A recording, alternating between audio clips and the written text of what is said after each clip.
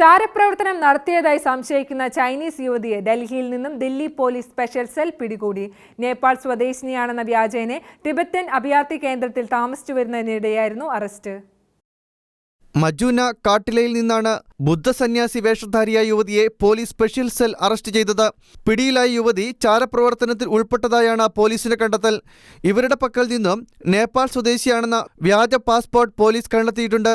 കേന്ദ്ര മന്ത്രാലയത്തിലെ ഉദ്യോഗസ്ഥരെ കുരുക്കിലാക്കി ചാരപ്രവർത്തനം നടത്തിയെന്നാണ് പോലീസ് വ്യക്തമാക്കുന്നത്. ദില്ലി പോലീസ് സ്പെഷ്യൽ സെൽ യുവതിയെ ചോദ്യം ചെയ്തെങ്കിലും ചോദ്യം ചെയ്യലിനോട് ഇവർ സഹകരിക്കുന്നില്ലെന്നാണ് പോലീസ് പറയുന്നത്. യുവതിയുടെ താമസ സ്ഥലത്തു നിന്നും ഡോൾമ ലാമ എന്ന പേരിലുള്ള പാസ്പോർട്ടാണ് കണ്ടെടുത്തത്. എന്നാൽ ഫോറിൻ റീജിയണൽ രജിസ്ട്രേഷൻ ഓഫീസുമായി ബന്ധപ്പെട്ട് നടത്തിയ അന്വേഷണത്തിൽ ഇവർ ചൈന സ്വദേശിയാണെന്ന് തിരിച്ചറിയുകയായിരുന്നു. അതേസമയം ചൈനീസ് കമ്മ്യൂണിസ്റ്റ് പാർട്ടിയിലെ ചിലർ കൊലപ്പെടുത്താൻ ശ്രമിച്ചതായും ഇവർ പോലീസിനോട് മൊഴി നൽകിയിട്ടുണ്ട്. 2019 ഇവർ ചൈനയിൽ നിന്നും ഇന്ത്യയിലേക്ക് യാത്ര ചെയ്തതിന്റെ രേഖകൾ അന്വേഷണ സംഘത്തിന് ലഭിച്ചിട്ടുണ്ട്. ചോദ്യം ചെയ്യലിന് ശേഷം കോടതിയിൽ ഹാജരാക്കിയ യുവതിയെ 14 ദിവസത്തേക്ക് പോലീസ് കസ്റ്റഡിയിൽ വിട്ടു. Shekinah news bureau, New Delhi.